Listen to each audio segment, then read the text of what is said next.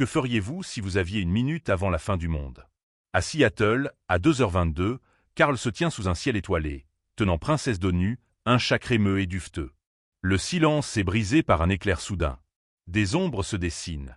Le compte à rebours a commencé. Aucun d'eux ne sait qu'en 60 secondes, leur réalité sera déchirée à jamais. Le monde se brise. Carl se tient parmi des ruines déchiquetées, serrant Princesse d'eau nue alors que des débris tombent autour d'eux. Une énorme chaussure s'écrase à proximité, car apparemment, l'Apocalypse a un sens de l'humour. Sa bouche s'ouvre en incrédulité. Que diable se passe-t-il? Un panneau néon rose brille contre le ciel sombre. Humains survivants, prenez note. La ville est partie. Tout le monde est parti. Et ce n'est que le début. Du sang tache les décombres. La voisine de Carl, Madame Parsons, est blessée, la tête bandée, les yeux écarquillés de terreur. Carl peine à comprendre ce qu'il voit. Une boîte de notifications bleues apparaît, annonçant froidement que leur planète a été saisie. Le compte à rebours indique 2h17, 6 minutes avant la fin de tout. La réalité s'effondre, et Carl est piégé au milieu des derniers instants de l'humanité. Quelques heures plus tôt, la vie était normale. Carl était affalé sur son canapé en short de pyjama à pois, criant des ordres à son jeu vidéo. Grenades to ore. Rechargement. Princesse d'eau nue s'étalait paresseusement sur une étagère, sa queue pendante. Des photos de famille ornaient les murs, un couple en uniforme naval et en robe de mariée, souriant à un avenir qui ne viendra jamais. Si seulement Carl savait que ce serait son dernier moment paisible. Retour au présent. Carl se tient à sa fenêtre alors que Princesse d'eau nue équilibre précocement sur une branche à l'extérieur, la neige tombant lourdement. Il soupire de frustration. Ha! Et revient ici. Le chat semble déterminé à s'échapper. Des boîtes étiquetées « Les trucs DEBA » lui rappellent sa récente rupture. Il ne réalise pas que sauver le chat de son ex-petite amie pourrait être la décision qui sauve leur vie à tous les deux. La tensión explose. Carl se dispute avec quelqu'un hors champ à propos du chat. Espèce de petit connard. Ce n'est pas ton chat, Carl. C'est celui de ton ex. Mais Princesse d'eau nue n'est pas un animal de compagnie ordinaire. Elle se perche sur le rebord de la fenêtre, ses yeux jaunes brillant d'intelligence. Soudain, elle crie « canard » et commence à émettre une étrange énergie. Quelque chose d'extraordinaire arrive à ce chat apparemment normal. Carl sort de chez lui en panique, ne portant que des shorts à motifs. « Je devrais juste laisser cette chose stupide geler », murmure-t-il, regrettant immédiatement cette pensée. Il cherche frénétiquement ses chaussures parmi des boîtes des affaires de son ex. L'horloge indique 2h19. « Putain de dos nu !» crie-t-il dans la nuit enneigée. Dans le chaos de l'apocalypse, il s'inquiète pour un chat. Parfois, les plus petits actes de bonté comptent le plus. Dehors, dans ses ridicules shorts à pois et son pull beige, Carl appelle Princesse d'eau nue. Sa voisine âgée, Madame Parsons, jette un œil par sa fenêtre dans sa robe de nuit rose. « De quoi s'agit-il tout ce bruit ?» demande-t-elle. Carl s'excuse, le chat de Béa s'est échappé. Madame Parsons rigole d'être bien débarrassée de cette traînée. C'est un moment de normalité dans l'air froid du matin. Aucun d'eux ne sait que Madame Parsons n'a plus que quelques minutes à vivre. Madame Parsons commence à dire autre chose. C'est une « quand le monde explose ». Bo bo boum. Le bruit brise la paix du matin. La lumière jaillit par la fenêtre de Carl. Des vibrations secouent tout. C'est ça. C'est le moment où tout change. L'apocalypse est arrivé avec la force de 1000 coups de tonnerre. Dans les décombres, Carl émerge, portant une veste marron sur ses shorts de pyjama rayés. Il tient protectivement Princesse d'eau nue. Avec une détermination féroce, il balance quelque chose vers un bâtiment immense. « Je vais te montrer, Carl. » La scène devient cosmique, la Terre visible depuis l'espace, les étoiles scintillant au loin. Ce qui vient de se passer n'était pas juste local. C'était planétaire. Universal. Le jeu a commencé. Le paysage enneigé s'étend à l'infini. Carl se tient sur une rue fissurée, tenant non pas Princesse d'eau nue, mais un renard. Son visage montre la brutale réalisation. En dessous de lui gît Madame Parsons, ensanglantée, sans vie, ses couettes blanches tranchant contre la neige cramoisie. « Elle est morte », murmure-t-il. La voisine amicale qui plaisantait il y a quelques instants sur les chats est partie pour toujours. Le poids de la perte le frappe comme un marteau. Carl scrute la dévastation dans ses shorts à pois et son pull beige. Tout le monde dans ce bâtiment est juste parti, dit-il, sa voix vide. Il ne reste rien de la ville. 1 million de personnes. Parties. Du sang tache le sol sous ses pieds. Une notification froide apparaît. Chaque intérieur de votre monde a été écrasé. L'ampleur de l'horreur devient claire. Ce n'est pas juste son quartier. C'est tout le monde. Tout. Des mots étranges commencent à apparaître dans la vision de Carl, et ils font mal. Aïe, les mots font mal, grogne-t-il, se couvrant la bouche. Une petite créature aux oreilles roses se perche sur son épaule. Les lumières éthérées rouges et roses tourbillonnent autour d'eux alors que le texte se matérialise. Reclin. La notification explique que les humains survivants peuvent récupérer leur matière perdue. Donjon mondial, questionne Carl. Comme Donjons et Dragons. Si seulement c'était si simple. Les annonces de diffusion sont regardées. Carl regarde ses crocs roses avec incrédulité. Diffusion? Qui regarde? Les implications s'installent, ils sont tous morts, et quelqu'un transforme leur survie en divertissement. Il fixe un escalier sinistre menant vers le bas. Est-ce que je veux vraiment descendre ici? Ai-je le choix? Le froid mord. S'il reste dehors, il va geler. Le donjon pourrait le tuer, mais rester le tuera définitivement. Un compte à rebours numérique commence. Le premier niveau s'ouvrira dans 18 secondes. Carl, anxieux et accablé, s'approche de l'entrée rougeoyante. Les annonces incitent les explorateurs à trouver des guildes de tutorat et à monter des niveaux avant que le temps ne s'écoule. Niveau de donjon 1. Temps de vie, effondrement, 5 jours. Carl descend dans l'inconnu. Derrière lui, le monde de surface meurt. Devant lui se trouve soit le salut, soit une mort plus créative. Carl entre dans un grand couloir bordé de flammes vacillantes. Toujours tenant Princesse de nu et portant ses ridicules shorts à pois sous un pull marron, il s'approche de portes massives ornées. Des messages d'entreprise clignotent autour de lui. Les plaintes doivent être soumises par écrit. Merci de faire partie du syndicat. Passez une bonne journée. La bureaucratie de l'apocalypse. Même les jeux télévisés extraterrestres de fin du monde ont des protocoles de service client. Carl fixe le texte flottant dans sa vision. Cette dernière partie était censée être une blague, se demande-t-il. La petite créature aux oreilles roses observe depuis son épaule alors qu'il fait des expériences. Je l'ai fermé juste en y pensant. Des éclairs crépitent autour de lui alors que la réalisation terrifiante le frappe. Ce qui signifie qu'ils sont dans ma tête. Les extraterrestres ne se contentent pas de regarder. Ils sont directement connectés à ses pensées. La vie privée est éteinte. Princesse de nu mord la main de Carl. Fort. Aïe! Crie-t-il alors que la créature en forme de chat montre sa vraie nature. Ha. Putain de donut. Elle n'est plus seulement le chat de son ex, elle est quelque chose de totalement différent. De petites créatures courent sur le sol en pierre alors que Carl court vers une porte. Elle se ferme derrière lui avec une finalité. Il est maintenant entré dans le donjon proprement dit. Pas de retour en arrière. Dans le couloir cavernicole sombre, Carl examine des panneaux bleus lumineux. Son expression se tend alors qu'il traite l'information. Celui-ci semble différent des autres messages, observe-t-il.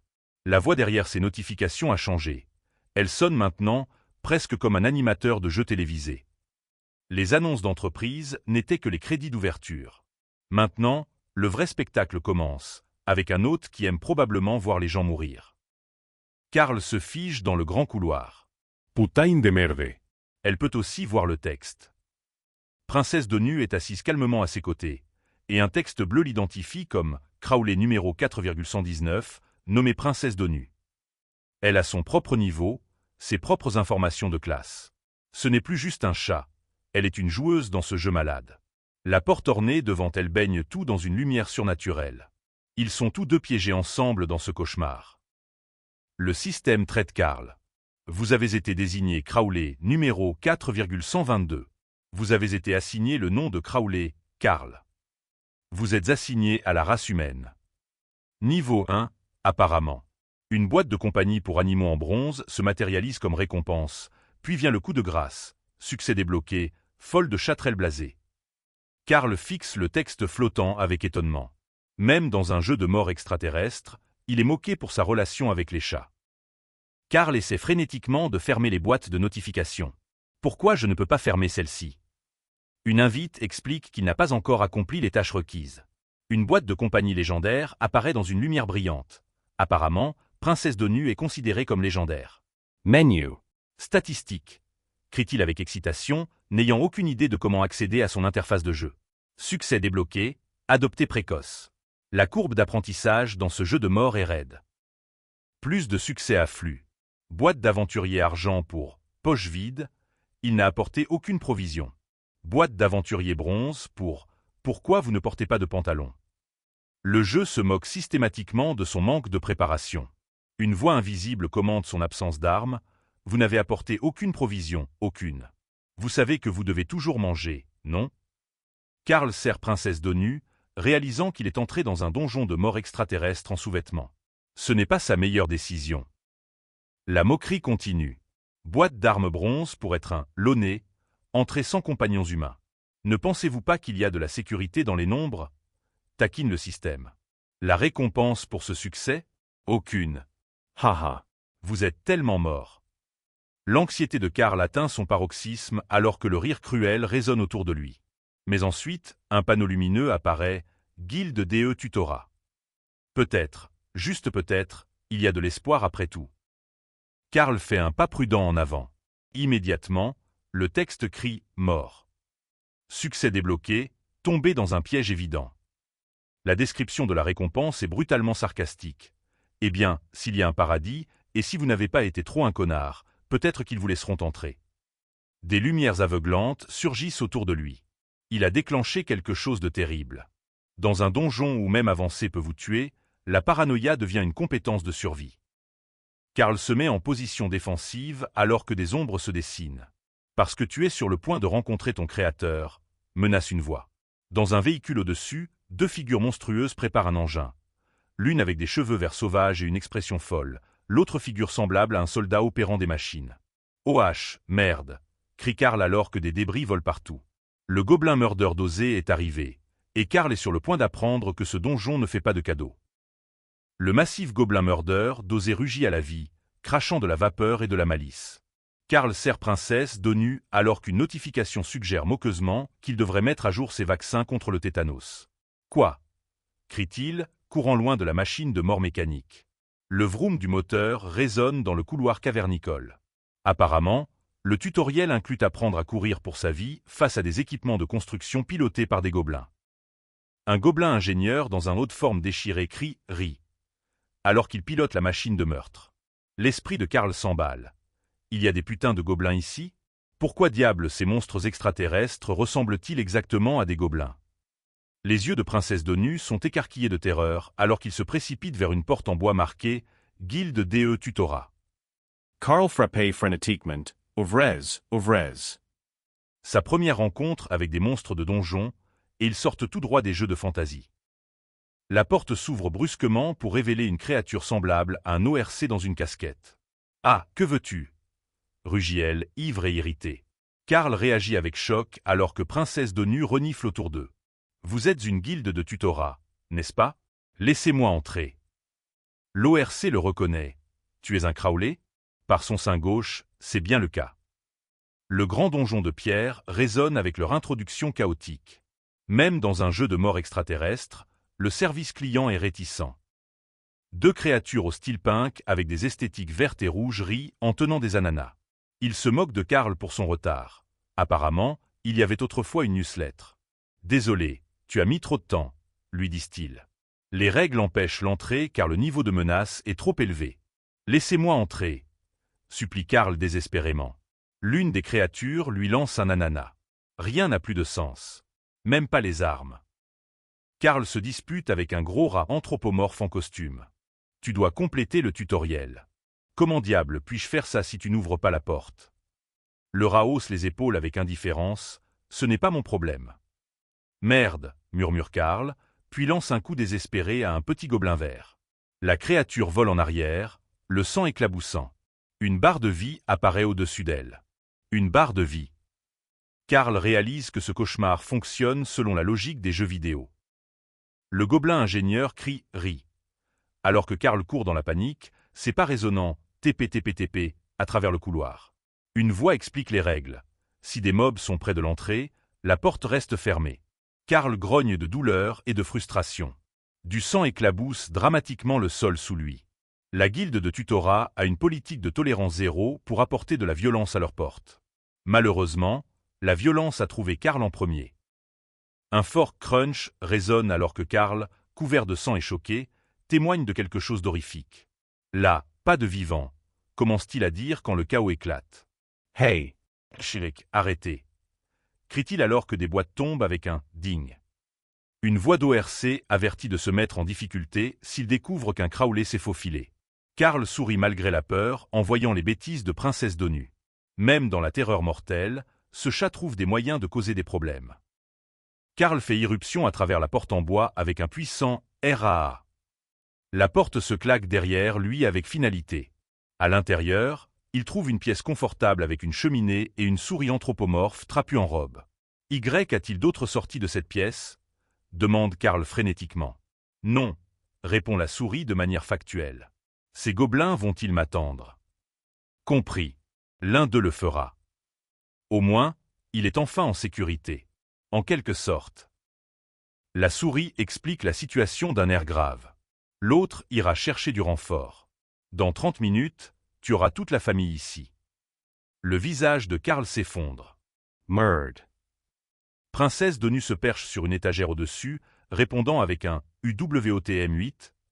Espiègle quand on lui dit de rester. Soudain, des débris s'écrasent autour d'eux. Carl crie pour sa mère, clairement accablé. La guilde de tutorat n'est pas le refuge sur qu'il espérait. Le gobelin ingénieur travaille frénétiquement dans le donjon sombre. Je ne peux pas me permettre d'être passif, déclare-t-il, saisissant un personnage en difficulté et le forçant à aider. La pauvre victime crie « HH » alors qu'il est projeté dans les airs, atterrissant avec un douloureux OW. L'atmosphère est frénétique et violente. Même les gobelins sont stressés par leur performance dans ce jeu tordu. Tout le monde essaie de survivre, même les monstres. Carl, trempé de sang et horrifié, traite les conséquences. Quoi? Commence-t-il, puis réalise la vérité dégoûtante. Oh mon Dieu! Il y a un gobelin dans ma bouche. Il riposte avec un puissant coup de pied contre une autre créature à la peau verte. Merd. Il est plus fort que les autres, note-t-il sombrement. Du sang goutte de ses mains alors qu'un autre personnage jette un coup d'œil, se préparant au combat. La courbe d'apprentissage est écrite dans le sang et les morceaux de gobelin. Le combat continue brutalement. Le poing de Carl se connecte avec un point, écœurant contre le visage de la créature verte. Il saisit une arme et délivre un BAM, dévastateur, envoyant le gobelin titubé. La pièce au sol en pierre résonne de violence alors que des machines éparpillées témoignent de la carnage.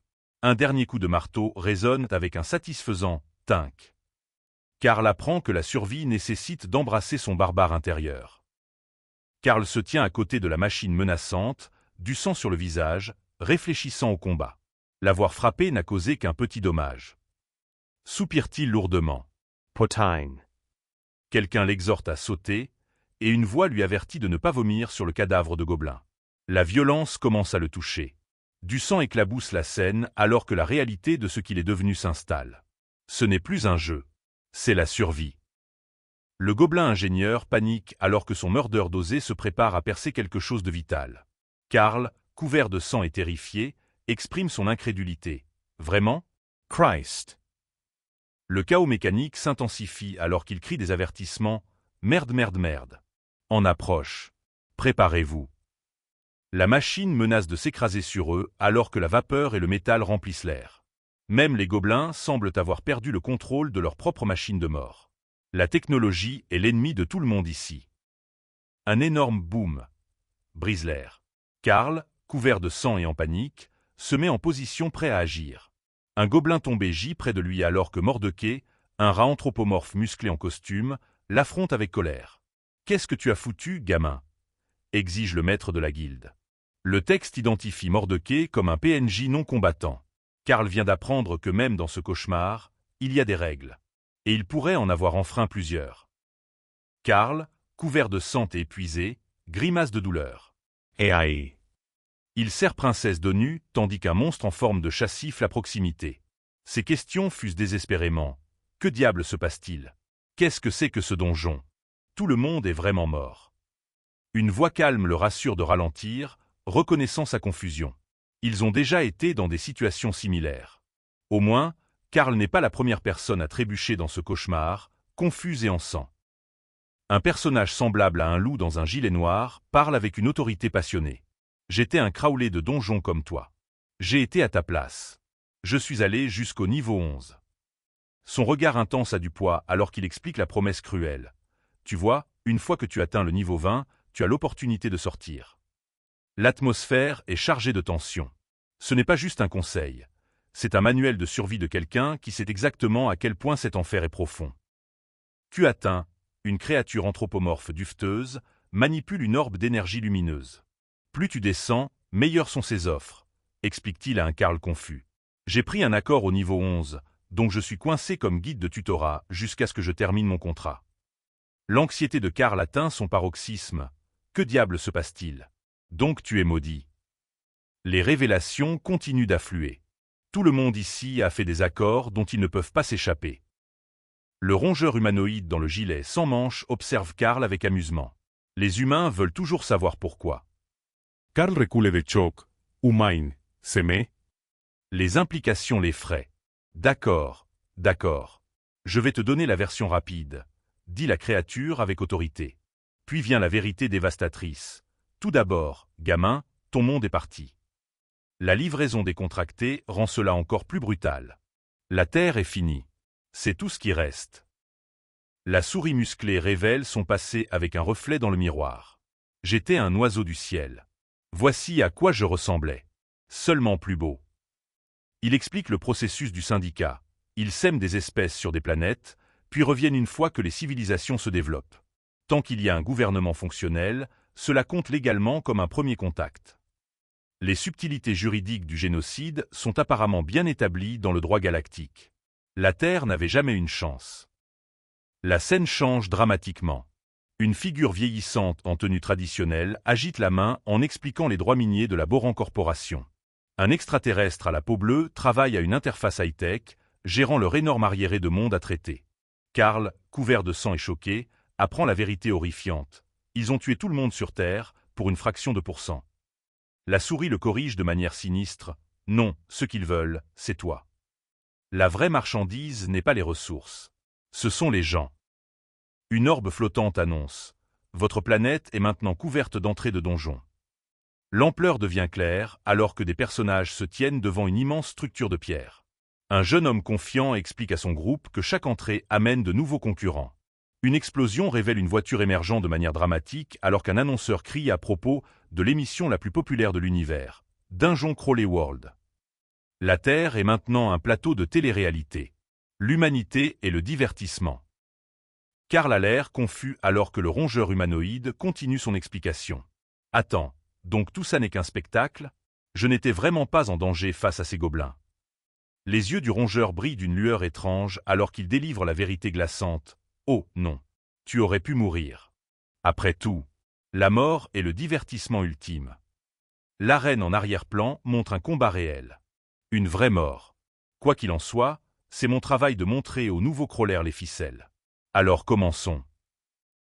Karl fait défiler son nouvel affichage tête haute, berçant doucement Princesse d'ONU. La souris holographique lui explique patiemment. Ceci est votre affichage tête haute. Maintenant, zoomez sur votre mini-carte. Voici votre menu, où vous pouvez voir les statistiques et les notifications. Des interfaces bleues montrent ses attributs. Force, intelligence, charisme. L'expression de Karl se remplit d'émerveillement et de curiosité. Il apprend les règles de sa nouvelle réalité. Mais comprendre le jeu sera-t-il suffisant pour y survivre? Karl fixe son écran de statistiques, déconcerté. Pourquoi son intelligence est-elle si pathétiquement basse? Le guide, semblable à une chèvre, explique avec détachement clinique. L'intelligence contrôle la puissance et la durée des sorts. Un humain ordinaire obtient entre 3 et 5 sur la plupart des statistiques. La force de Karl, notée 9, en fait, impressionnante. Mais vient le véritable coup de poing. Cet écran de notation déterminera s'il vit ou meurt. Dans une salle de diffusion ombragée, des créatures extraterrestres se regroupent autour d'écrans affichant des concurrents humains. Les mots de l'annonceur chauve glacent l'air. Si suffisamment de spectateurs regardent votre stream, la mégacorporation Comparavel vous sponsorisera. Être présenté dans leur bande-annonce, comme gagner à la loterie. Mais il y a un piège. Vous devez vous démarquer parmi des millions d'âmes désespérées luttant pour leur vie. Le guide rongeur lève un doigt avec suffisance, passant au sujet crucial suivant, le butin. Karl est assis sur sa chaise en bois, encore en train de tout digérer, tandis que la créature active son système d'inventaire. Un conseil utile vient avec un sombre avertissement. Stockez ce que vous voulez, mais toute créature vivante placée à l'intérieur mourra instantanément. La brutalité du jeu se cache derrière des mécaniques simples. Le personnage de souris musclé explose de choc. Sainte vache! Karl tient la princesse d'ONU de manière protectrice, la confusion écrite sur son visage meurtri. La révélation frappe comme un coup de tonnerre. Karl a une boîte de compagnons légendaire. Pourquoi ne l'a-t-il pas mentionné plus tôt? Mais les tentatives de Karl pour riposter sont vaines. La souris est de niveau 50. Karl ne peut même pas l'effleurer. La dure réalité fait mal. Karl a failli mourir face à un gobelin ingénieur de niveau 3. Le guide conseille d'ouvrir les boîtes uniquement dans des zones sûres ou des halls de guilde, mais la défiance de Karl s'installe. Il va les ouvrir maintenant. Les notifications de réussite inondent son interface. Tuer une bande armée à main nue, entrer dans une guilde. Chaque victoire est un petit pas vers la survie. Les réalisations déferlent sur la vision de Karl comme des confettis numériques. Boum! Pour avoir causé une explosion qui fait trembler les murs. Podophilia, pour une étrange rencontre d'appréciation des pieds. Chaque notification apporte des récompenses, des boîtes argentées, une résilience accrue, des trésors mystérieux. Plusieurs coffres se matérialisent avec des auras dorées, mais il y a un piège. Ouvrez en un, et ils s'ouvrent tous simultanément. Les yeux de Karl s'écarquillent alors qu'une boîte de compagnons en bronze se matérialise avec un bruit dramatique. Le conteneur magique révèle ses trésors, des rouleaux de guérison, des biscuits pour animaux, des potions qui pourraient faire la différence entre la vie et la mort. Les objets tombent dans sa possession avec des cliquetis satisfaisants. Chaque morceau de butin est une bouée de sauvetage dans ce jeu tordu de survie. Des armes apparaissent avec des descriptions comiques qui masquent leur but mortel. Le bâton de crapaud, un gros bâton pour frapper des crapauds, des bandes et apparemment des petites amies. Un tisonnier pour piquer et des mystères de meurtre potentiel. Les coffres teintent et cliquettent en révélant leur contenu. Même dans ce paysage infernal, le jeu conserve son sens de l'humour tordu. Karl examine son butin, de la dynamite, un briquet, des outils de destruction pour les épreuves à venir. Le passe-gobelin brille en vert, un crâne qui promet le danger. En le saisissant, une douleur le traverse. L'objet attire des ennemis gobelins et les rend 20% plus mortels. Pourtant, ça a l'air plutôt badass. Beauté et péril entrelacés. Un éclat brillant annonce un autre trésor. Un objet enchanté avec des rubans et de l'éclat. Un pingouin cartoon en manteau à capuche représente la peau de Frostream, signe de matraquage. Karl reçoit une bague si inconfortable qu'elle est conçue comme une bague de pied. Ses réalisations s'accumulent, y compris une notification « Loot », entourée de récompenses lumineuses. La boîte de compagnons légendaire attend. La boîte de compagnons magique émane une énergie mystique, ses chaînes et ses motifs complexes pulsant de pouvoir. Lorsqu'elle s'ouvre avec des sons enchantés, un seul biscuit de compagnon amélioré émerge, atterrissant doucement sur la table. Karl fixe la friandise ordinaire dans sa main, la déception claire. C'est tout. L'avertissement sinistre suit, donnez à votre compagnon à vos risques et périls. Le guide anthropomorphe désigne une boîte en bois, suggérant à Karl de donner son contenu à son compagnon dans la salle sûre ou de le garder pour une vente ultérieure. Cela pourrait valoir des milliers d'or. Mais que fait réellement cet objet mystérieux? Les effets varient, explique la créature en haussant les épaules. La seule façon de le savoir est d'essayer. Les yeux pétillants de la princesse d'ONU suggèrent de la magie à venir. Karl fixe les yeux jaunes expressifs de la princesse d'ONU, son cœur lourd de responsabilité. Elle est tout ce qui lui reste dans ce monde. Mais à quel point un chat peut-il vraiment être utile? La culpabilité le ronge, il ne peut même pas la protéger correctement. Alors qu'il lutte avec cette horrible vérité, la princesse d'ONU rend son propre verdict. Elle mord sa main fort, le faisant hurler de douleur et de surprise. La créature dufteuse aux yeux jaunes brillants se prépare à frapper, une détermination féroce dans sa posture. Karl montre les dents de colère, prêt à riposter contre sa compagne espiègle. La confrontation se termine par un éclat dramatique alors que la créature est projetée, frappant le sol avec un bruit mou. Karl attend avec impatience, appelant « d'ONU » dans le silence soudain qui suit leur brève bagarre. La fureur de Karl explose. Que diable est-il arrivé à son chat? Le guide semblable à une souris explique calmement que rien ne peut nuire aux rampants ou aux PNJ dans les guildes de tutoriel ou les salles sûres. Elle doit avoir subi une transformation. Un hologramme bleu se matérialise, se présentant comme Cascadia, un producteur. Le donjon est maintenant scellé. Si peu d'humains ont franchi les portes. Un garçon paniqué court avec 2 Rottweilers, criant qu'ils sont déjà réduits à 10 millions de participants. Dans des ruelles sombres et des espaces publics, la réalité s'installe. Le 2e étage ne s'ouvrira pas avant 30 heures. Un représentant de l'entreprise remercie les bénévoles d'avoir participé à ce crawl, leur souhaitant bonne chance. Pendant ce temps, Carl est assis à un bureau, clairement mécontent des choix vestimentaires de quelqu'un. Dans la pièce faiblement éclairée, Carl réfléchit à leur mystérieux compagnon, exprimant sa frustration sur le fait que mademoiselle Béatrice l'ait engagé en premier lieu. La princesse d'ONU est assise avec confiance, laissant échapper un « NPH » au teint qui déborde de mépris. Les yeux de Carl s'écarquillent de choc et d'incrédulité. d'ONU vient de parler. L'impossible est devenu réalité dans ce jeu tordu. La scène se déplace vers un salon confortable où la princesse d'ONU se prélasse avec majesté sur un canapé moelleux. Son pelage blanc avec des taches brunes capte la lumière chaude alors qu'elle admoneste quelqu'un sur le fait de regarder des émissions abrutissantes. Son ton taquin demande s'il ne voulait que les week-ends. La personnalité vive du chat brille, bien qu'il y ait une pointe de mélancolie lorsqu'elle mentionne ne pas avoir été invitée à un événement. L'atmosphère devient festive alors qu'une femme aux cheveux roux brandit un trophée, annonçant le grand champion de cette année. Un garçon aux cheveux sombres tient sa manette de jeu, criant « double kill » avec un feu compétitif. La princesse d'ONU est assise sur les genoux de quelqu'un, recevant des éloges doux en tant que « bonne fille, ma princesse ». L'intensité du jeu monte alors que le garçon appelle des mouvements tactiques, avançant dans leur bataille virtuelle. Carl est assis à son bureau dans la pièce faiblement éclairée, le téléphone pressé contre son oreille tandis que la princesse d'ONU repose sur ses genoux. Sa frustration déborde alors qu'il se dispute avec quelqu'un nommé Béa au sujet de rester aux Bahamas. La fenêtre montre la nuit, les arbres se découpant contre l'obscurité. Il accepte à contre-cœur de s'occuper de d'ONU et de ses affaires jusqu'à ce que ses parents puissent la récupérer.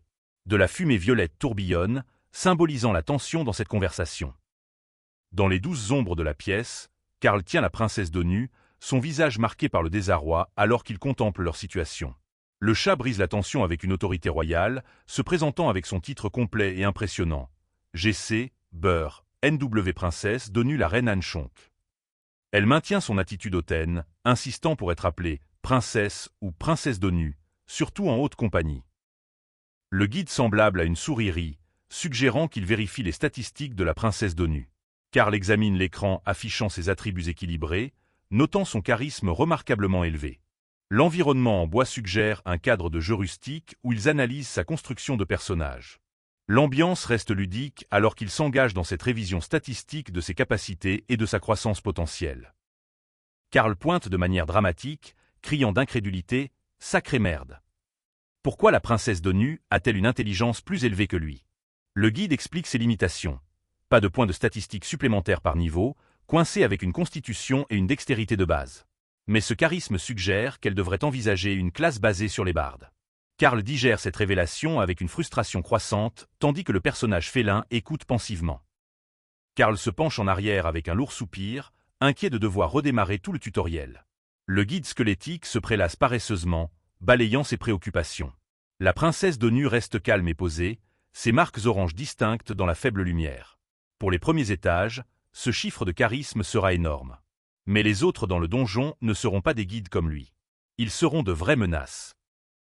Le guide sourit, admettant son attachement à son compagnon malgré la tristesse que cela apporte. Il est avec lui depuis trop longtemps pour le laisser partir maintenant. Avec un flair dramatique, il annonce qu'il a activé les menus de Carl. Des filaments sombres des fumants tourbillonnent autour de la princesse d'ONU alors qu'une énergie magique emplit l'air. Des coffres au trésor se matérialisent avec un bruit tonitruant, marquant le début de leur véritable aventure. La boîte de l'aventurier argenté brille d'un pouvoir mystique, entourée d'une énergie scintillante alors qu'elle révèle des potions vertes et des biscuits pour animaux. Un tome de missiles magiques émerge avec une radiance magique. La boîte quadrupède légendaire s'ouvre contre des arrière-plans violets tourbillonnants, révélant un objet thématique de chat élaboré. La couronne enchantée de la prostituée Sepsis apparaît, ajoutant à l'éventail fantastique de trésors magiques se matérialisant devant eux. Dans la pièce confortable éclairée par un feu crépitant, Carl se tient avec une curiosité sceptique tandis qu'une fille aux cheveux roux est assise par terre, écoutant attentivement. La princesse d'ONU flotte à proximité avec une aura magique, présentant un livre intitulé « Missile magique ». Le chat couronné souligne l'importance et le danger du sort. Karl fait remarquer le son inquiétant, tandis que la princesse d'ONU avertit qu'il est nécessaire d'être prudent avec une magie aussi puissante. Un avertissement sinistre s'affiche concernant la couronne magique. Elle place le porteur dans une lignée royale, entraînant de graves répercussions. Karl lève un sourcil avec un léger sourire, doutant de sa décision de laisser la princesse d'ONU la porter. Le chat royal déclare fièrement son amour pour le violet, développant ses nombreuses victoires en ruban violet. Le violet est définitivement sa couleur. La souris explique que « éphémère » signifie que la couronne se désagrégera en poussière lorsque la princesse d'ONU l'enlèvera. Si cela se produit, un autre rampant obtiendra la couronne ailleurs dans le donjon. Une personne de plus que Karl devra tuer. Sa frustration atteint son paroxysme. Que diable va-t-il faire maintenant? La réponse de la souris est brutalement simple. La princesse d'ONU siffle, jouant avec des pièces vertes éparpillées. Les notifications inondent l'interface de Karl alors que la princesse d'ONU nomme leur groupe la cour royale de la princesse d'ONU. Karl devient garde royale, tandis que la princesse d'ONU se promeut à grand champion meilleur du donjon. La souris félicite Karl pour sa promotion de valet à garde.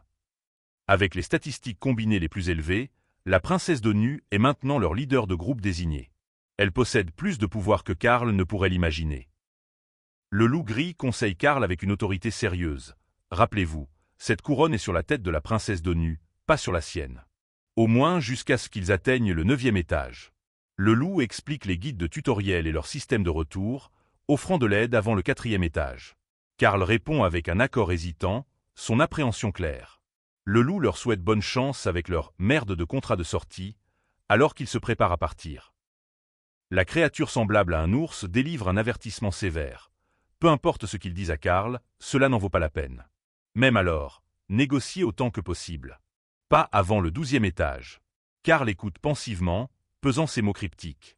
La créature insiste sur « rappelez-vous », alors que Karl trébuche soudainement en arrière depuis la porte lumineuse, ses yeux écarquillés de choc face à une terrible réalisation. Un bruit fort résonne alors que quelque chose se ferme brusquement derrière eux. Karl remet en question le sens de l'avertissement cryptique, qu'il vaut mieux mourir que de prendre un contrat de sortie aux étages 10 et 11. Son expression s'assombrit alors que la réalité horrifiante s'installe. 3 millions de personnes viennent de mourir en 1 heure.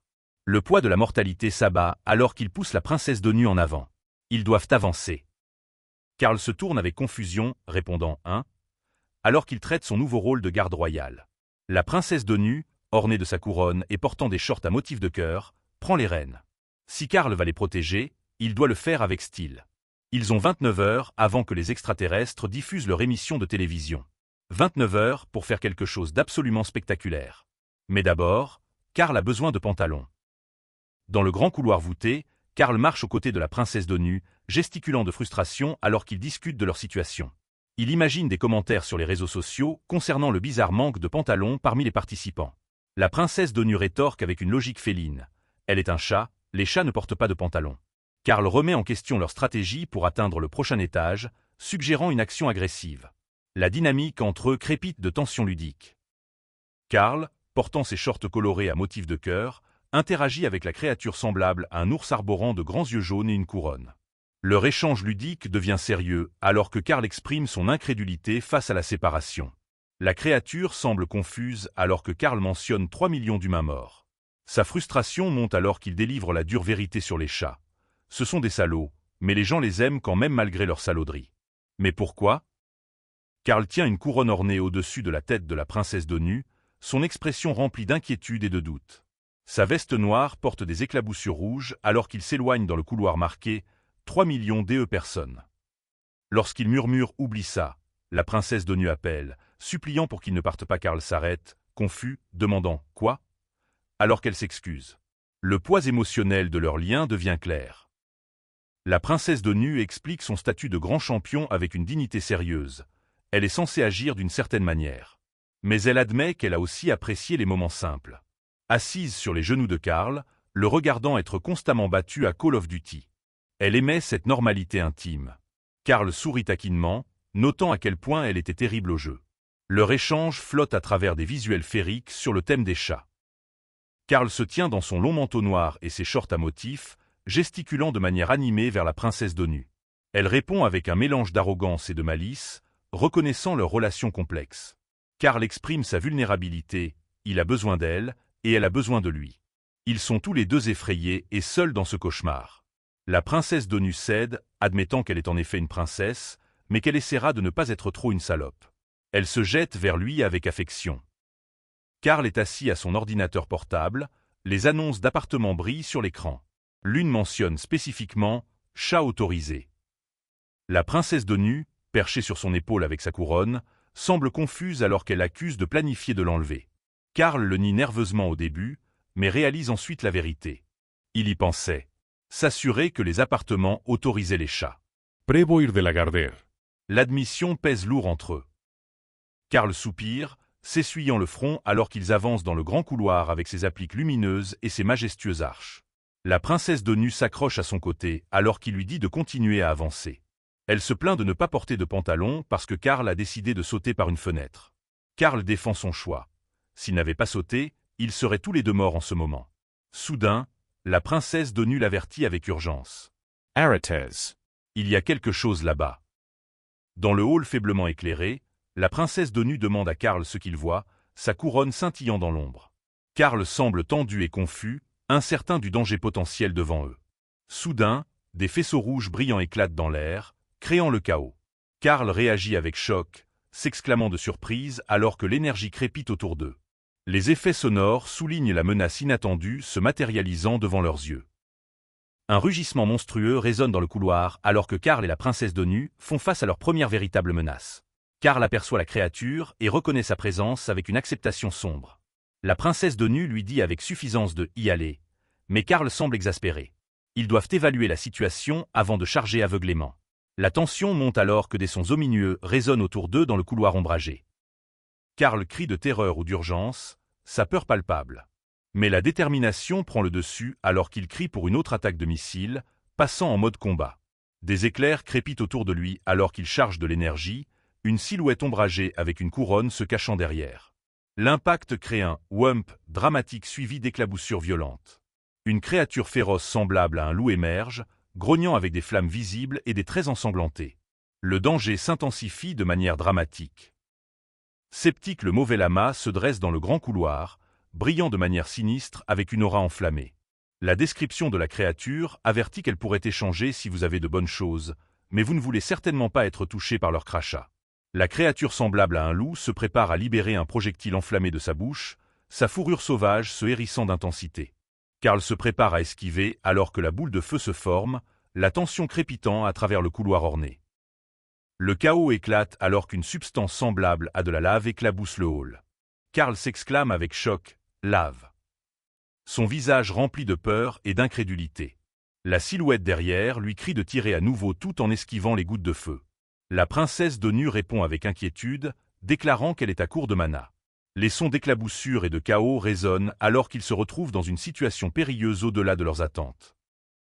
Karl esquive avec des yeux écarquillés reflétant choc et détermination, sa compagne féline juste derrière. Il saisit ce qui semble être une arme lumineuse et épineuse dans un moment de confrontation dramatique. Retrouvant son focus, il lance une attaque enflammée, un projectile orange brillant fend dans l'air. L'impact crée un « splat » satisfaisant alors qu'ils se connectent. Le visage de Karl montre un mélange de colère et de résolution, prêt à combattre tout ce qui les menace.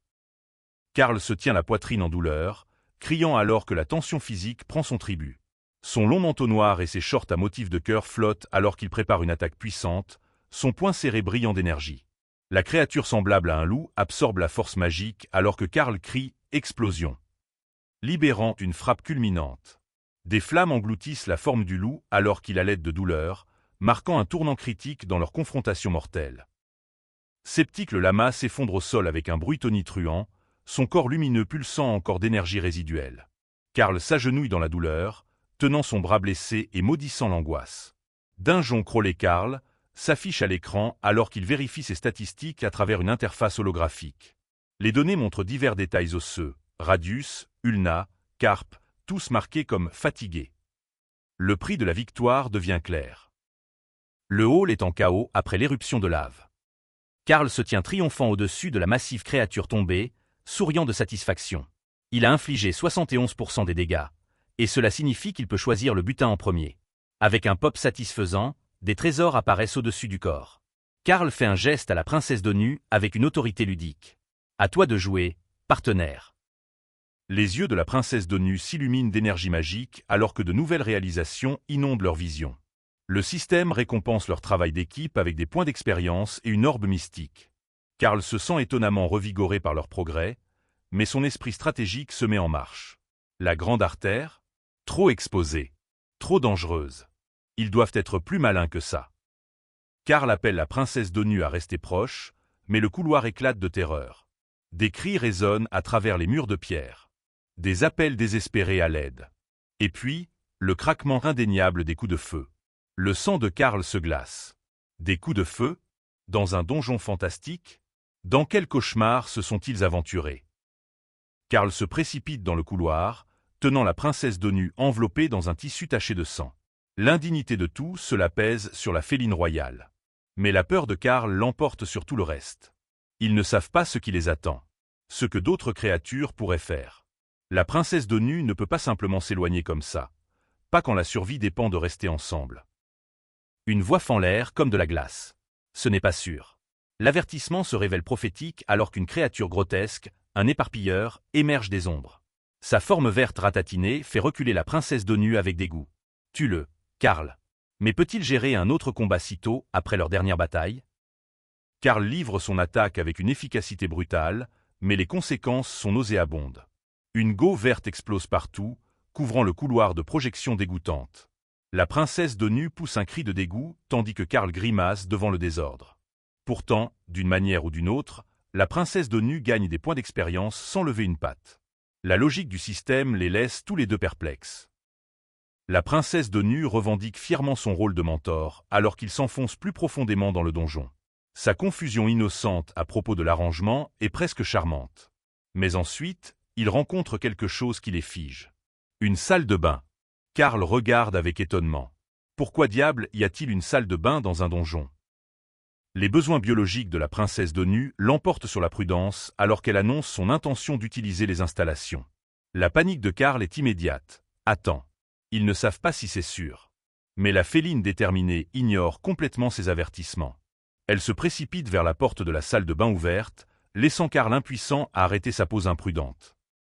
La princesse d'ONU émerge de ses affaires avec une satisfaction royale, déclarant que c'est le tour de Karl. Il refuse avec une finalité plate. Mais la question plus grande le hante. Pourquoi ce donjon a-t-il une pièce pleine de litières pour chats? Et où est le savon? Comment sont-ils censés maintenir une hygiène de base dans ce jeu tordu? La frustration de Karl déborde. Rien n'a plus de sens. L'avertissement de la princesse d'ONU concernant les monstres entrants lui donne des frissons dans le dos. Les créatures deviennent plus grandes. Pourquoi le donjon amplifierait-il ces insectes dégoûtants? Une énergie verte pulse de manière sinistre en arrière-plan. Quelque chose de massif s'agite. Quelque chose pour lequel il pourrait ne pas être prêt. La tension crépite alors que Karl refuse de reculer face à la menace approchante. L'anxiété des yeux écarquillés de son compagnon est palpable, se demandant pourquoi ce fardeau leur incombe. Mais la détermination de Karl se durcit en une résolution mortelle. Je vais m'en occuper. La massive créature insecte apparaît en vue, et le véritable combat est sur le point de commencer. Karl se lance dans un combat brutal au corps à corps contre le monstre insecte rouge. Et c'est ça. Son coup de tête se connecte avec une force sauvage, suivi de coups de pied rapides qui résonnent à travers le couloir. Chaque frappe est calculée. Chaque mouvement délibéré. C'est la survie brute. Pas d'armes, pas de magie. Juste la détermination humaine contre l'horreur extraterrestre. La créature explose dans une autre douche de gore vert, laissant Karl dégoûté mais victorieux. Le système récompense son efficacité brutale avec une nouvelle compétence, soldat de pied niveau 1. 10% de dégâts bonus en donnant des coups de pied. Karl grimace devant le désordre sanglant, tandis que la princesse d'ONU observe depuis son épaule. Au moins, ils deviennent plus forts, de manière désordonnée. La confusion de Karl s'approfondit alors qu'il fixe les panneaux de salles bizarres éparpillés dans ce donjon tordu. Guilde de tutoriel. Cowgirl. Quel genre de design de jeu d'aimant est-ce? Son étonnement grandit avec chaque étiquette absurde qu'il rencontre. Rien dans cet endroit ne suit un schéma logique. Chaque porte semble se moquer de leur situation. Karl entre dans encore une autre salle de bain, sa confusion atteignant de nouveaux sommets. La princesse d'ONU se perche sur sa tête alors qu'il questionne l'abondance de toilettes. L'interface révèle que chaque porte de guilde de tutoriel mène à la chambre de Mordecai. Un indice qui n'ajoute qu'à la mystère. Pourquoi y a-t-il autant de salles de bain dans ce piège mortel? Les instincts de détective de Carl se déclenchent alors qu'il réalise une vérité surprenante. Chaque porte de salle de bain mène aux mêmes toilettes. C'est la même salle de bain. Mais l'inquiétude de la princesse d'ONU concernant son obsession des toilettes apporte un moment d'humour noir à leur situation désespérée. Même elle pense qu'il perd la tête. Peut-être qu'il l'est. Carl déclare sa préférence pour écraser les cafards plutôt que de naviguer dans ce labyrinthe psychologique. Au moins, les insectes étaient des ennemis directs. Alors qu'il marche dans plus de projections vertes, le système lui accorde une autre réalisation. Écraser. La description devient disturbante poétique sur le fait de tuer avec des pieds nus. Le commentaire sec de la princesse d'ONU tranche parfaitement à travers l'absurdité. La description du système sur le meurtre basé sur les pieds devient disturbante philosophique. Prendre votre pied nu et appuyer amoureusement jusqu'à ce que la vie cesse. Y a-t-il un moyen plus noble de tuer? La pression augmente de 10% par niveau de compétence. La princesse d'ONU délivre le contrôle ultime de la réalité. Je suppose que nous ne te prendrons pas de chaussures. Carl. La princesse d'ONU suggère que l'IA du donjon a développé un fétichisme des pieds, rendant Carl de plus en plus mal à l'aise. Sa théorie ludique sur l'exploitation de l'apparente affection de l'ordinateur, pour eux, apporte un espoir inattendu. Si le système les aime, peut-être qu'il sera plus clément. C'est une stratégie ridicule, mais dans cet endroit fou, cela pourrait en fait fonctionner. L'inconfort de la princesse d'ONU avec le thème du fétichisme des pieds reflète le malaise de Carl. Être mangé par un lama était déjà assez mauvais, mais cela est d'une manière ou d'une autre pire. Carl essaie de rationaliser ses préoccupations. L'épuisement rend tout plus étrange. Ils sont éveillés toute la nuit dans ce cauchemar. Peut-être qu'un repos restaurera leur santé mentale. L'épuisement de Carl le frappe comme un poids physique. Cela fait des jours qu'ils sont entrés dans ce donjon, bien que cela n'ait même pas été le matin. Son besoin désespéré de réponse les pousse en avant. Ils doivent trouver l'une des chambres sur de Mordequai. Peut-être que là, dans ce refuge magique, ils pourront enfin donner un sens à ce jeu tordu. Les yeux de Carl s'élargissent alors qu'il découvre un immense arbre à chat, le plus grand qu'il ait jamais vu. La princesse d'ONU rebondit avec enthousiasme contre la paroi de verre, son enthousiasme contagieux. Le cadre moderne de la cafétéria semble surréaliste après les couloirs de pierre du donjon. Cette chambre suroffre un aperçu de normalité, si quelque chose ici peut être qualifié de normal. Carl rencontre Tali, le gardien gnome de ce sanctuaire. Le chef barbu offre de la nourriture avec une véritable hospitalité, bien qu'il admette qu'il n'est pas préparé depuis que le donjon vient d'ouvrir. Le soulagement de Carl a trouvé une conversation civilisée et palpable.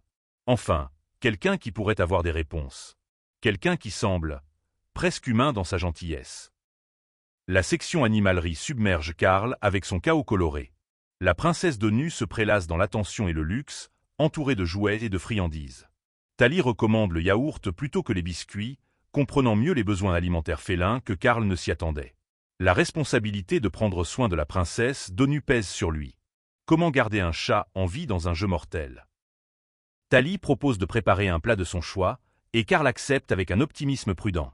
Pas de poisson. Cependant, c'est là qu'il trace la ligne. Lorsqu'on lui demande sa tolérance aux épices, Carl opte pour le niveau 4 sur l'échelle humaine. Après avoir combattu des monstres et marché à travers des entrailles, il a besoin de quelque chose avec du vrai goût pour se sentir humain à nouveau. Tali mentionne la location d'une chambre et un aperçu commençant dans 10 heures, quelque chose appelé Dungeon Crawler World Earth. Carl acquiesce sans vraiment comprendre, désespéré de repos et de réponse. La promesse d'une douche et de sommeil semble être le paradis. Enfin, une chance de traiter tout ce qui s'est passé. 10 heures avant que le vrai spectacle commence. Tali leur souhaite bonne nuit alors qu'ils se dirigent vers leur chambre.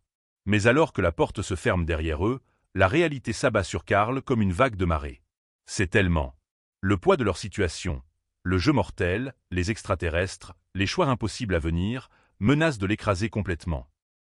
Carl se tient torse nu sous la douche, cherchant frénétiquement des serviettes qui n'existent pas. La princesse d'ONU se prélasse sur le lit avec une indifférence royale, faisant des observations cinglantes sur sa situation. Se secouer pour sécher est quelque chose que les chiens font, Carl.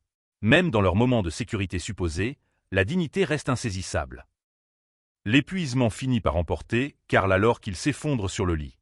Cela fait au moins 2 jours que le vrai sommeil ne l'a pas trouvé. La princesse d'ONU se blottit près de lui alors qu'il murmure des espoirs désespérés dans l'obscurité. Peut-être que quand il se réveillera, tout sera fini. Peut-être que ce cauchemar prendra enfin fin. Mais au fond de lui, il sait mieux. Le matin arrive avec le doux ronronnement et les coups de nez joueurs de la princesse d'ONU. Carl émerge d'un sommeil agité, portant encore son short à motif de cœur. « Es-tu en vie » demande-t-elle avec une fausse inquiétude. À peine pourrait-il répondre. Mais sa demande insistante de nourriture le ramène à la réalité. Certaines choses ne changent jamais, même en enfer. Les ramen de Tali glissent sur le comptoir comme un cadeau du ciel. Les yeux de Carl s'illuminent alors que l'arôme l'atteint. Ça sent incroyable. La première bouchée apporte une joie pure. La princesse d'ONU attend impatiemment à côté de son petit bol, alors que Carl savoure des saveurs qu'il avait oubliées. Tali, chérie, c'était incroyable. La nourriture devient espoir. La princesse d'ONU exige une autre friandise avec l'autorité impériale qu'une chatte peut rassembler. Tali répond avec un enthousiasme dévoué. « Oui, votre majesté. » Carl regarde avec incrédulité alors que sa compagne féline reçoit un traitement royal tandis qu'il obtient, eh bien, ce qui reste. Les dynamiques de pouvoir dans ce partenariat ne pourraient pas être plus claires. L'écran d'affichage de la chambre révèle des statistiques dévastatrices. Seulement 4 millions de personnes restantes sur les 10 millions d'origine. Carl fixe les chiffres avec une horreur croissante. La moitié des survivants de la Terre sont déjà partis, et le vrai jeu n'a même pas encore commencé. Le chronomètre de compte à rebours se moque d'eux. Plus de 4 millions de secondes jusqu'à... Quoi ? La princesse d'ONU exige des réponses appropriées alors que l'aperçu officiel commence. Un porte-parole d'entreprise explique l'illustre histoire de The Crawl, soutenu par des corporations de la syndicat de confiance. Les valeurs de production sont soignées, professionnelles. Ce n'est pas juste un jeu mortel, c'est du divertissement. Des milliards de téléspectateurs à travers la galaxie regardent la population de la Terre mourir pour le plaisir. L'aperçu révèle le format horrible de la saison dernière. Les survivants étaient divisés en groupes et on leur disait que leurs proches seraient en sécurité s'ils tuaient d'autres. Puis tout le monde s'entretue. Les images de la reine montrent des humains désespérés se retournant les uns contre les autres dans une frénésie de violence. L'estomac de Carl se tord devant la brutalité décontractée.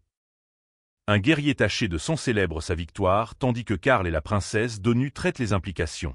Leurs proches sont-ils en sécurité s'ils gagnent? La réponse les glace jusqu'aux os. Ils vivent, mais il vaut mieux être morts.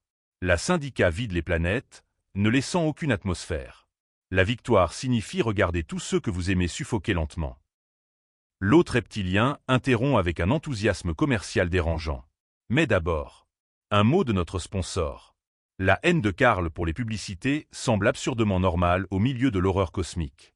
La publicité au mégaphone joue avec des graphiques explosifs tandis que l'hôte extraterrestre délivre son verdict avec un sarcasme joyeux.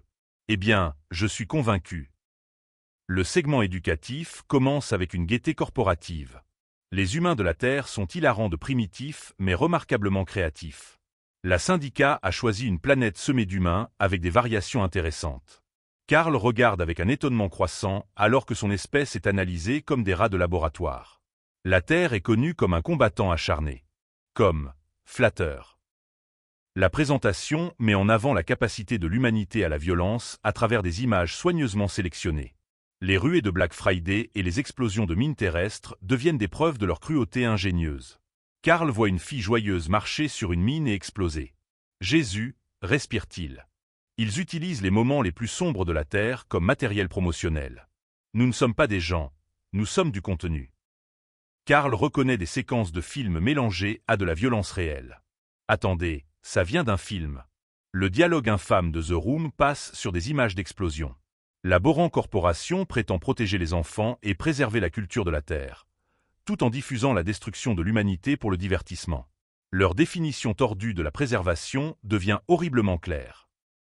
L'aperçu se termine par des statistiques de compte à rebours, plus de 4 millions de rampants restants. Carl fixe le nombre avec incrédulité, tandis que la princesse d'ONU souligne la tromperie évidente. La moitié de cela venait de films. La manipulation va plus loin que les jeux mortels. Ils réécrivent l'histoire de la Terre pour justifier le massacre. Pure propagande. Carl suggère d'ouvrir leur boîte de récompenses, désespérés de trouver quoi que ce soit qui pourrait les aider à survivre. La princesse d'ONU reçoit une reconnaissance spéciale pour être parmi les 100 premiers rampants à améliorer le missile magique. La réalisation semble creuse alors que des millions meurent, mais le pouvoir est du pouvoir. Ils auront besoin de chaque avantage qu'ils peuvent obtenir. La princesse d'ONU démontre sa nouvelle agilité avec des zoomies enthousiastes autour de la chambre sûre. Karl l'avertit de bien atterrir. Sa résistance aux dégâts ne la rend pas invulnérable. Il questionne Tali sur son parcours culinaire, cherchant toute connexion pour mieux comprendre cet endroit. Tout le monde ici a des secrets. Tout le monde a un passé. Le déni confus de Tali suggère des souvenirs douloureux. La scène change pour montrer un monde fantaisiste de maisons en champignons sous des cieux arc-en-ciel.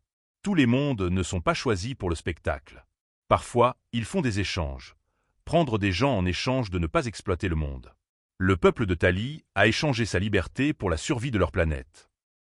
La scène révèle la vérité déchirante. Un leader barbu se tient devant des arbres mystiques, faisant un choix impossible. Ceux qui signent le contrat assurent la survie de leur peuple. Tali et d'autres se sont sacrifiés pour que leur monde puisse vivre. Karl comprend maintenant, ils n'étaient pas assez intéressants pour être regardés mourir. Alors ils sont devenus des serviteurs à la place. La gratitude de Tali envers Karl et la princesse d'ONU révèle une profondeur inattendue. Karl se demande pourquoi il est remercié. Qu'a-t-il fait pour mériter de la gentillesse? La princesse d'ONU déclare leur mission avec une détermination renouvelée. Ils doivent trouver un boss. Ils doivent devenir plus forts. Ils doivent devenir assez intéressants pour survivre à ce jeu. La princesse d'ONU saute avec style royal alors qu'ils laissent derrière le confort de la chambre sûre. Karl se demande comment ils vont localiser les boss dans ce vaste donjon. La réponse de la princesse d'ONU est simple mais terrifiante. Suivre les ennemis. Au fond des couloirs devant eux, quelque chose siffle dans l'obscurité. Leur chasse commence. Karl sprinte à travers le couloir et donne un coup de pied à une petite créature avec une efficacité brutale. Le cadre semblable à un marché floute alors qu'il démontre ses compétences de combat améliorées. Le FWOM de l'impact résonne alors qu'un autre ennemi tombe sous ses attaques pieds nus. Il devient exactement ce que le donjon veut, un tueur efficace. Un énorme scarabée s'écrase à travers un portail rose alors que Karl se lance dans un combat brutal de près. Ses pieds nus s'écrasent avec une force dévastatrice tandis que la princesse d'ONU tire des rayons d'énergie d'en haut. L'environnement chaotique pulse avec une énergie d'un autre monde. Karl observe avec gravité, les groupes deviennent plus grands, plus forts, plus dangereux. Des restes d'insectes verts jonchent le couloir alors qu'ils s'enfoncent plus profondément dans le territoire ennemi. Karl réalise qu'ils doivent approcher le nid de la créature, la source de cette infestation. La princesse d'ONU se vante de son attaque de tranche de niveau 4 et de ses capacités de griffes arrière, ses compétences de combat surpassant même celles de Karl. Ensemble, ils pourraient réellement avoir une chance contre ceux qui les attendent. Karl fait une pause, évaluant la dure réalité à laquelle ils font face. Sa statistique de force brille à 9, mais la fragilité de leur situation pèse lourdement sur son esprit. La princesse d'ONU ronronne paisiblement dans ses bras, inconsciente du danger à venir. Mais même lorsque sa magie échoue, cela ne les détruira pas complètement. Elle est si délicate, si vulnérable. Pourtant, d'une manière ou d'une autre, Karl trouve de l'espoir dans une découverte inattendue, hémolymphe scatré, un ingrédient d'alchimie précieux. Parfois, la survie vient des plus petites victoires. La panique s'estompe. La confiance de Karl revient alors qu'il tient sa compagne improbable, ses yeux ronds brillants de confiance. Le long couloir s'étend devant eux, bordé de scones lumineux qui jettent de l'espoir dans l'obscurité. Sa déclaration résonne avec une détermination renouvelée. Allons en chercher encore. Le ronron joyeux de la princesse d'ONU fait écho à son sentiment. Deux âmes jetées ensemble par la catastrophe, découvrant maintenant quelque chose de puissant. Ils forment une équipe incroyable. La chasse continue. La stratégie se forme dans la chaleur du désespoir. S'ils peuvent frapper fort à distance, ils pourraient survivre à ce qui s'annonce. Mais la survie n'est pas garantie. La lourde porte en bois devant eux porte un avertissement sinistre en espagnol. No entrar. Por orden del Centro de Salud. Karl pointe du doigt le texte étranger, la confusion se mêlant à l'urgence. Aucun d'eux ne parle espagnol, mais le message est suffisamment clair. Certaines portes doivent rester fermées. Certains avertissements doivent être pris au sérieux. Karl rejette l'avertissement avec une confiance désinvolte, la princesse d'ONU perchée royalement sur son épaule. Mais la confiance s'estompe alors qu'il s'approche de la massive porte. Ses sens sondent l'obscurité au-delà, détectant un mouvement dans les ombres. Des créatures de niveau 1 et 2 se dispersent à l'intérieur, mais quelque chose d'autre rôde aussi là. Quelque chose qu'elle ne peut pas identifier. L'attitude détendue de Karl change alors que la menace inconnue devient réelle. Le mystère derrière la porte devient de plus en plus sinistre à chaque seconde qui passe. La puanteur les frappe comme un coup physique.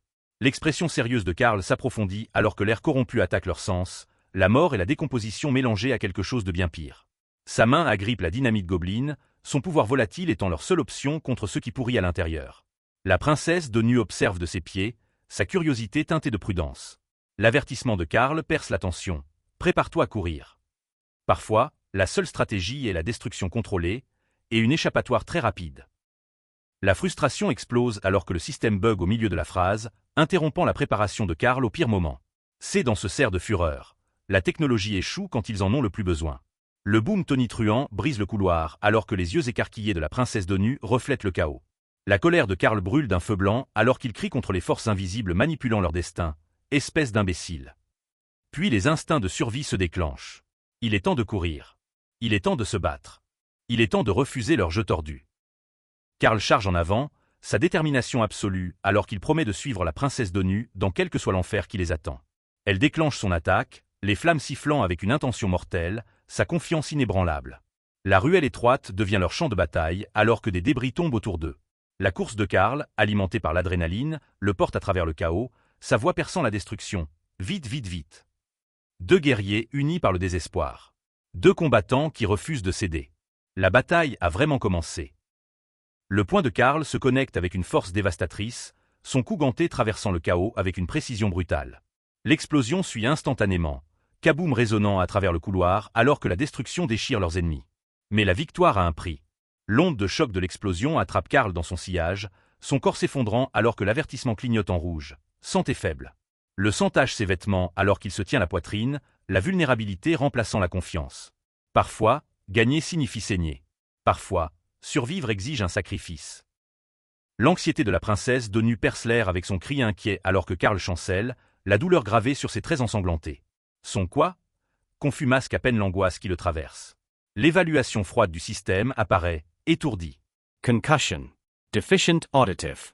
3 malus qui pourraient signifier la mort dans ce donjon impitoyable. Pourtant, d'une manière ou d'une autre, à travers le brouillard de la blessure et de la désorientation, l'accomplissement émerge, niveau 5 atteint. Croissance à travers la souffrance. Pouvoir à travers la douleur. La logique tordue du donjon en parfaite exposition. La confusion se mêle à l'humour noir alors que Karl questionne les débris étranges éparpillés autour d'eux. La lumière de la torche révèle les conséquences de leur bataille, mais son pas nu sur quelque chose de tranchant lui rappelle leur situation désespérée. Pas de chaussures, pas d'équipement adéquat, juste de la détermination et la magie de la princesse de nu. La musique flotte dans l'air, une bande sonore étrange de destruction. Puis la notification d'accomplissement apparaît. Boss Babe, ils ont en fait endommagé un boss de donjon. Le ton moqueur du système ne peut pas diminuer leur accomplissement. Ils deviennent quelque chose que le donjon n'avait jamais prévu. La réaction en chaîne sinistre commence. Des maillons métalliques se glissent et se lient autour de la lourde porte en bois alors que des ombres se déplacent dans l'obscurité croissante. Karl se tient prêt avec des flammes dans la paume, sa tenue sombre se fondant dans l'architecture ornée qui les entoure. Le grondement monte lentement, puis explose en chaos alors que d'énormes tas de décombres s'effondrent dans l'espace. Son « Woah » choqué résonne alors que l'environnement s'effondre autour d'eux. Ce qui était autrefois une grande salle devient un champ de bataille. Le vrai combat ne fait que commencer. Le moment qu'ils attendaient arrive avec un fanfare explosive. Boss Battle annoncé en couleurs éclatantes. L'inconfort de Karl se transforme en supplication désespérée alors que la princesse de nu gratte frénétiquement à la porte en bois, sa contenance royale se fissurant sous la pression. « Karl, je n'aime pas cesser d'IA » crie-t-elle, exigeant une évasion immédiate de l'horreur qui les attend. Mais il n'y a plus de retraite maintenant. Karl agrippe son arme improvisée et la tient près de lui, son dernier ordre perçant sa panique. « Prépare Théoï. » L'explosion qui suit changera tout. Le pouvoir éclate de la pile de décombres alors que leur véritable ennemi se révèle. Le Howardé se lève des débris comme un cauchemar incarné, échevelé, dangereux et de niveau 7. Karl est au niveau 5, l'écart de pouvoir clairement affiché par les cruelles mathématiques du système. 2 niveaux peuvent ne pas sembler beaucoup, mais dans ce jeu tordu, cela pourrait signifier tout. La princesse de nu flotte anxieusement en arrière-plan, son inquiétude palpable. David fait face à Goliath. L'histoire de l'outsider commence maintenant. Le choc de Karl explose en une profanité brute alors que la horrible vérité devient claire. Les débris ne sont pas que des décombres. Ce sont des gens. Des survivants humains piégés lors de l'effondrement du bâtiment, maintenant tordus dans la collection grotesque du Howardé. Une femme avec des lunettes supplie en espagnol, son désespéré « Ayudam por favor » perçant l'horreur de Karl. Le Howardé n'est pas juste un boss. Il est un monument à la souffrance, construit à partir des corps brisés de ceux qui n'ont pas pu s'échapper. Ce n'est plus juste un combat. C'est une mission de sauvetage. La révélation frappe comme un coup physique. Boran a orchestré cette horreur. La tension de la silhouette aux cheveux noirs en dit long alors que la vérité se dévoile. Ces gens ne sont pas des victimes aléatoires. Ce sont des pions dans un jeu plus vaste et plus sinistre. L'angoisse de la femme en espagnol résonne à travers le chaos. Je ne sais pas ce qui se passe, j'ai mal au ventre. Karl regarde avec horreur croissante alors que les pièces s'assemblent. Ce n'est pas de la violence aléatoire. C'est une cruauté calculée conçue pour briser leurs esprits. Les extraterrestres veulent qu'ils soient témoins de cela. Ils veulent qu'ils souffrent. Le cri désespéré de la femme espagnole devient plus pressant. Je ne sais pas ce qui se passe, j'ai mal au ventre. Aidez-moi. Son détresse irradie à travers chaque geste alors qu'elle tend les mains tremblantes. La détermination de Karl s'enflamme alors qu'ils déclarent qu'ils doivent l'aider, sa boussole morale refusant de plier malgré le danger. Mais l'énergie chaotique qui tourbillonne autour d'eux raconte une histoire différente. La lumière dorée et la magie violente créent un enfer où le sauvetage pourrait être impossible. Parfois, le bon choix est aussi le plus dangereux. La véritable nature du Howardé se révèle dans toute sa gloire grotesque. Du vomi vert jaillit de sa bouche alors que des flammes font rage derrière lui, la princesse de nu regardant avec une fascination horrifiée. Le refus catégorique de Karl perce le chaos. Ouais, ce sera un non. Alors que la silhouette encapuchonnée passe avec une urgence désespérée, le choc de Karl éclate en une profanité brute. La voix terrifiée de la femme espagnole s'ajoute à la symphonie de souffrance. Je ne sais pas où je suis, s'il vous plaît, j'ai peur. C'est ce que veulent les extraterrestres, un maximum de dégâts psychologiques. Le dégoût de la princesse de nu correspond à la scène horrible qui se déroule devant eux alors qu'elle exhorte Karl à prendre une autre potion de mana. Son manteau ensanglanté tourbillonne autour de lui alors qu'il se prépare pour la prochaine attaque, la torche flamboyant dans une main, la baguette serrée dans l'autre. La multiplication des insectes géants crée un paysage cauchemardesque de terreur. Karl bondit en avant avec une intensité féroce, la magie de sa compagne étant la seule chose qui les protège d'être submergés.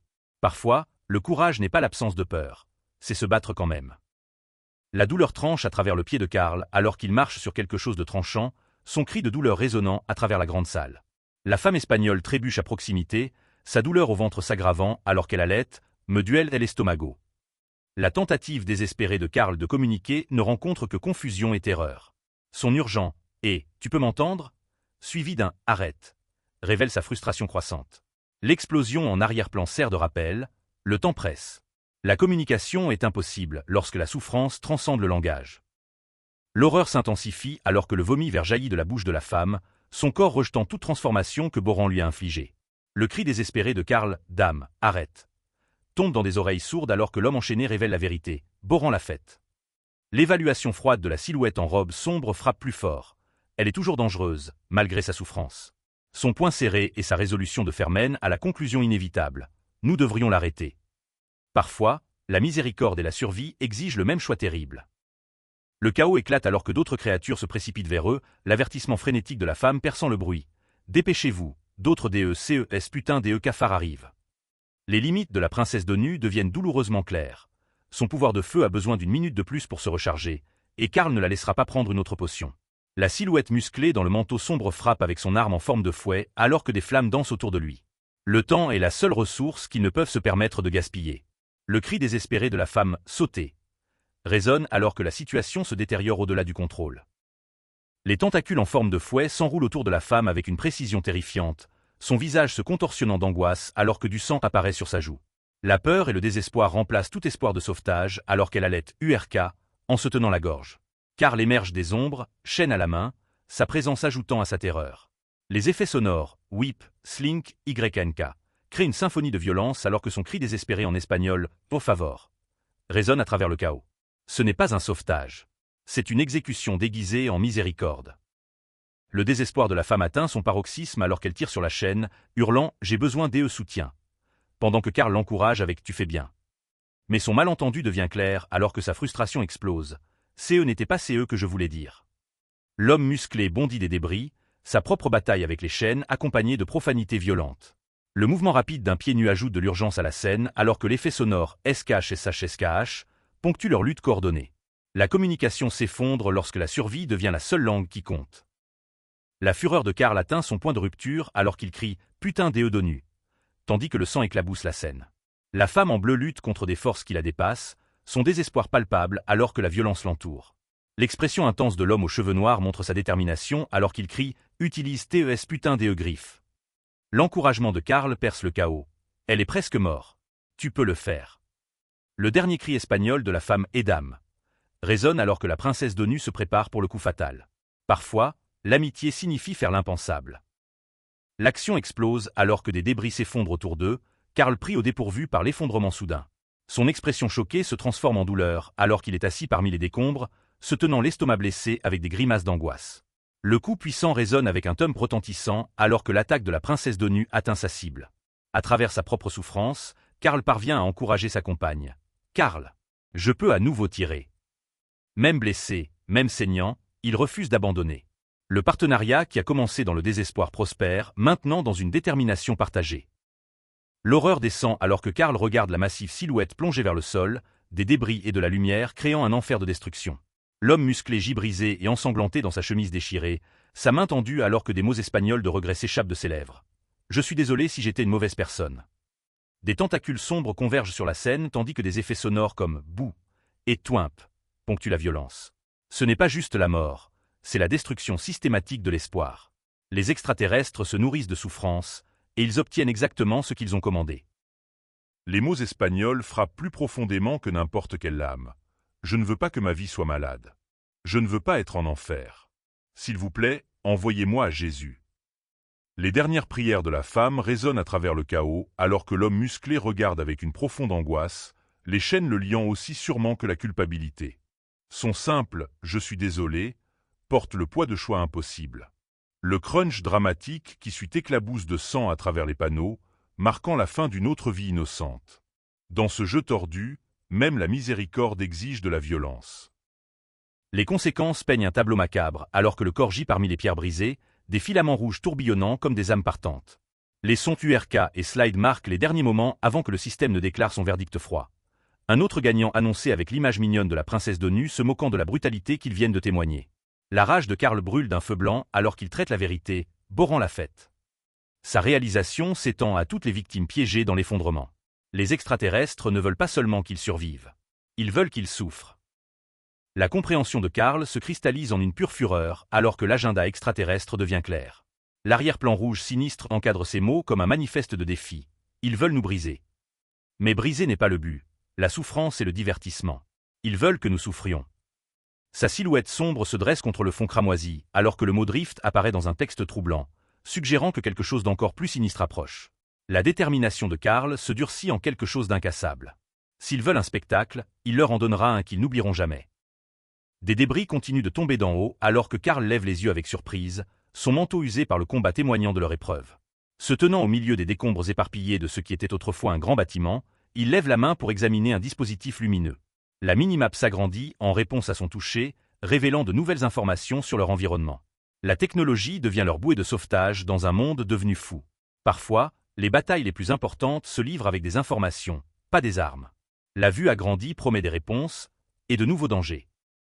La confusion de Karl s'approfondit alors qu'il étudie la carte holographique, sa silhouette encapuchonnée projetant des ombres dans le cadre ancien du château. L'interface circulaire bleue répond à son geste alors qu'il cherche des survivants dans ce cauchemar. Son choc explose en espoir alors qu'il aperçoit une autre personne sur l'affichage, l'urgence remplaçant l'étonnement. La carte indique une récompense de gemmes précieuses à proximité, mais ce n'est pas cela qui attire son attention. La princesse d'ONU observe alors que l'attention de son partenaire passe du butin à la vie. Parfois, le trésor le plus précieux est de savoir que vous n'êtes pas seul. La déception de la princesse d'ONU est palpable alors qu'elle déplore la boîte de boss en bronze. Après leur bataille épique, ils méritaient des récompenses légendaires. Son enthousiasme pour piller les cadavres entre en conflit avec la découverte sombre de Karl sur la carte du quartier. Le point rouge, marquant une salle sécurisée, raconte une histoire de tragédie. Quelqu'un est mort à quelques pas de la sécurité. L'expression sérieuse de Karl reflète l'ironie cruelle, alors qu'il avertit que ce qu'il a tué pourrait encore rôder à proximité. Dans ce donjon, la sécurité est toujours une illusion. La mort ne respecte pas les frontières de sanctuaire. La main gantée de Karl pointe vers l'emplacement stratégique sur sa carte holographique, le symbole de bouclier marquant quelque chose de significatif dans leur monde chaotique. Sa mention de vouloir parler à Mordecai laisse entrevoir des plans plus grands qui mijotent sous leur lutte pour la survie. Les grilles et les affichages tactiques suggèrent qu'il pense au-delà de la simple survie maintenant. Il planifie la guerre. Alors que la carte de titre pour Dungeon Crawler Karl apparaît, la scène est mise en place pour quelque chose de bien plus grand que des batailles individuelles. Ce n'est plus juste une question d'évasion. Il s'agit de riposter. La porte en bois imposante de la guilde de tutoriel se dresse devant Karl alors que la réalité le frappe durement. Son « merde » frustré résonne avec son épuisement après leur épreuve. À l'intérieur, Une silhouette gît inconsciente parmi des bouteilles vides, ronflant paisiblement tandis que le chaos règne à l'extérieur. La scène se déplace vers Mordecai, l'instructeur ressemblant à un rat, qui commence à expliquer les dures mathématiques de la survie. 6 types de boss allant des menaces de quartier au cauchemar mettant fin aux étages. Son urgue, fatigué suggère même qu'il est fatigué d'annoncer de mauvaises nouvelles. La connaissance est un pouvoir, mais parfois l'ignorance semble être un bonheur. La confusion de Carl explose alors qu'il se demande comment leur récente bataille pourrait être considérée comme « facile ». Après tout, ils ont failli mourir en combattant le Howardais. Mordecai, l'instructeur chagrin avec ses lunettes sérieuses, gesticule avec emphase sur les tailles de groupe standard pour les rencontres avec les boss. Mais l'expérience de Carl défie la convention. D'une manière ou d'une autre, il a réussi à le faire en solo avec juste la princesse d'ONU. Une femme ombreuse apparaît, sa présence sinistre suggérant que leur monde a fondamentalement changé. Les combats faciles ne vous laissent pas couverts de sang et de traumatisme. La définition de « facile » a été redéfinie de manière permanente. Mordecai, l'instructeur robuste ressemblant à un lapin, contemple le schéma de leurs expériences dans son atelier rempli de bouteilles. La princesse d'ONU écoute attentivement alors qu'il révèle la vérité sur leur réalité. Beaucoup de ce qu'ils vivent est recyclé à partir d'itérations précédentes de ce jeu sadique. Les planètes semées par les humains ont déjà traversé cette horreur, bien que les connexions ne devraient pas être aussi évidentes. Il devrait y avoir des règles régissant cette cruauté cosmique. Mais les règles, comme tout le reste dans leur nouveau monde, semblent flexibles lorsque la valeur de divertissement est en jeu. Carl avance avec détermination, annonçant son intention d'ouvrir la boîte au trésor avant de continuer leur dangereux voyage. La frustration du personnage souris face à la réception de Torché est amusante. Après tout, il a une vision nocturne naturelle. Mais alors que Carl ouvre son prix, la magie éclate dans l'air alors qu'un livre de sorts vibrant s'élève, capturant l'attention de tous. Le chaos ludique de leurs préparatifs contraste fortement avec les défis mortels à venir. Parfois, l'équipement le plus important vient de sources inattendues. La princesse d'ONU est assise royalement sur sa boîte rouge, une énergie mystique tourbillonnant autour d'elle alors qu'elle dispense sa sagesse sur l'examen des objets avant utilisation. Carl a l'air confus alors qu'elle rejette son nouveau sort comme stupide, tout en louant simultanément son utilité. Contradiction classique de la princesse d'ONU. Le sort torche crée des volutes de lumière, et malgré son ton désinvolte, elle reconnaît son potentiel futur. La créature ressemblant à un ours regarde avec un désintérêt ennuyé alors qu'ils débattent de la théorie magique. Parfois, les outils les plus utiles viennent dans les paquets les plus humbles. L'excitation de Carl grandit alors qu'il se prépare à évaluer son nouveau pouvoir. Maintenant, voyons ce que j'ai. L'énergie brille autour de ses mains alors que le système répond avec des nouvelles encourageantes. Iron Punch a atteint le niveau 3, avec des références humoristiques à l'efficacité des combattants de rue des années 1920. L'affichage des trésors explose avec des options. Boîte de boss en bronze, boîte de gobelins en argent, et boîte de contrôle de foule en or brille de promesses. Un tome d'armure de Wisp apparaît aux côtés d'explosifs pratiques, dynamite, briquet, poudre à canon. Parfois, l'avancement vient par la violence. Parfois par la magie. Toujours par la détermination. L'affichage des objets magiques révèle l'arsenal croissant de Carl. Genouillères épineuses enchantées, rouleaux et potions de peau de fer. Son expérimentation avec la potion crée une explosion magique spectaculaire. L'énergie cascade dans des couleurs brillantes qui témoignent de son pouvoir. Le gros plan de ses jambes révèle les genouillères rétractables ornant ses shorts à motifs de cœur rouge. Protection fonctionnelle avec un sens de la mode discutable. La description du système note la réflexion des dégâts et l'annulation de l'élan, comparant humoristiquement ses genoux à des hérissons en cosplay. La mode rencontre la fonction de la manière la plus bizarre possible. La discussion devient technique alors qu'ils examinent un livre de sorts nécessitant 5 manas, alors que Carl n'en a que 3 disponibles. L'enthousiasme de la princesse d'ONU, je le prends, perce à travers la planification stratégique, son enthousiasme l'emportant sur les considérations pratiques. Le tome d'armure de Wisp flotte de manière séduisante dans l'affichage, ses propriétés magiques promettant la protection dont ils ont désespérément besoin. Parfois, vouloir quelque chose et pouvoir l'utiliser sont deux choses très différentes. Mais la confiance de la princesse d'ONU suggère qu'elle voit un potentiel là où d'autres voient des limitations. Carl fait le choix pratique de garder le livre de sorts pour plus tard, alors que la princesse d'ONU partage des informations précieuses sur les cadavres de rampants. Bien que les mobs de donjon ne puissent pas accéder à certains corps, des objets précieux pourraient rester cachés à l'intérieur. La scène se déplace vers une pièce moderne et lumineuse où une fille blonde en tenue fantaisiste salue Ali. Un chat gris espiègle se frotte contre lui alors que le narrateur commence à discuter de Dungeon Crawler World, édition Terre. Le tournoi est devenu un divertissement pour des audiences extraterrestres. Leur souffrance est devenue une première de saison. Le désespoir de Karl est palpable alors qu'il regarde la diffusion montrant la souffrance humaine à une échelle industrielle. Ils sont en train d'être massacrés.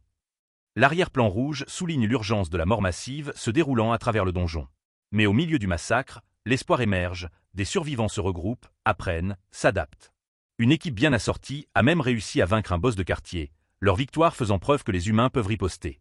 Le groupe diversifié se tient armé et déterminé, tandis que de nouvelles menaces comme d'énormes araignées se préparent pour le round 2. L'adaptation est la plus grande force de l'humanité.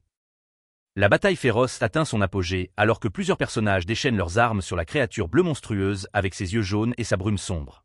La victoire suit rapidement, l'annonce audacieuse, gagnant, brillant alors que le groupe triomphant se tient au milieu de leur succès. Des taches de sang marquent les conséquences chaotiques tandis que la scène se déplace vers un moment plus calme.